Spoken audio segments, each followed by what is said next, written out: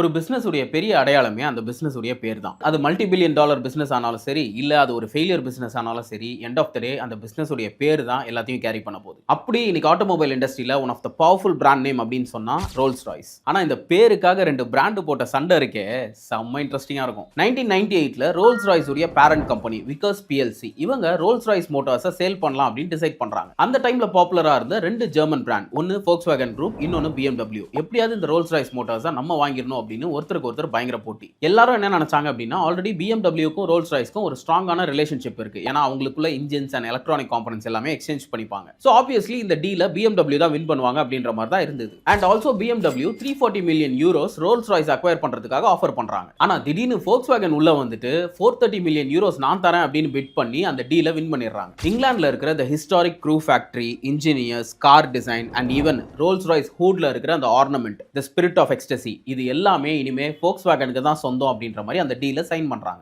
சரி, இதுக்கப்புறம் என்ன எல்லாம் முடிஞ்சிருச்சு அப்படின்னு எல்லாரும் நினைச்சிட்டு இருக்கும்போது Volkswagen-உடைய லாயர் டீம் ஒரு ஷாக்கிங்கான விஷயத்தை கண்டுபிடிக்கிறாங்க. அதாவது இந்த டீல்ல எல்லாமே இன்க்ளூட் ஆயிருச்சு எக்ஸெப்ட் 2 முக்கியமான விஷயத்தை தவிர. ஒன்னு ரோல்ஸ் ராய்ஸ் அப்படிங்கிற அந்த பேரு, இன்னொன்னு the popular RR logo. ஏன்னா ரோல்ஸ் ராய்ஸ் அப்படின்ற நேம் ரோல்ஸ் ராய்ஸ் PLC அப்படிங்கிற ஏர்கிராஃப்ட் இன்ஜின் மேனுஃபேக்சர் பண்ற கம்பெனி தான் ஓன் பண்ணிட்டு இருந்தாங்க. அது கம்ப்ளீட்டா வேற ஒரு டிவிஷன். அந்த கம்பெனியே ரோல்ஸ் ராய்ஸ் அப்படிங்கிற பேரை ரோல்ஸ் ராய்ஸ் மோட்டார்ஸ்க்கு லைசன்ஸ் தான் கொடுத்து வச்சிருந்தாங்க. இப்போ ரோல்ஸ் ராய்ஸ் மோட்டார்ஸே அவங்க சேல் பண்ண போறாங்க அப்படின்னு தெரிஞ்ச உடனே அந்த பேரை மட்டும் நான் ஏன் கொடுக்கணும் அப்படின்னு அந்த லைசன்ஸை ரிவோக் பண்றாங்க. இதை விட ஒரு பெரிய ஹார்ட் பிரேக் Volkswagen-க்கு நடக்கணுமா?